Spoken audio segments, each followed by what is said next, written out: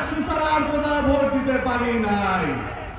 এটা বাংলাদেশ রাষ্ট্রের জন্য একটা ব্যর্থতা।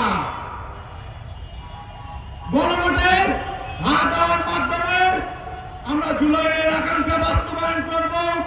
আমরা বাংলাদেশে ইনসাফ কায়েম করব।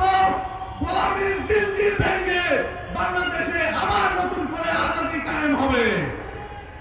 গণভোটে হাত দেওয়ার মাধ্যমে শহীদ ওসমান হাদি হত্যার বিচার নিশ্চিত হবে ইনশাআল্লাহ। আমাদের আপসহীন নেত্রী, সকলের সম্মানিত বিএনপির সাবেক চেয়ারপারসন বেগম খালেদা জিয়া যদি বেঁচে থাকতেন তাহলে তিনি খুব দুঃখ পেতেন যদি দেখতেন তাদের নেতা কর্মীরা এখনো বিভিন্ন জায়গায় নায়ের ক্যাম্পেইন করছে।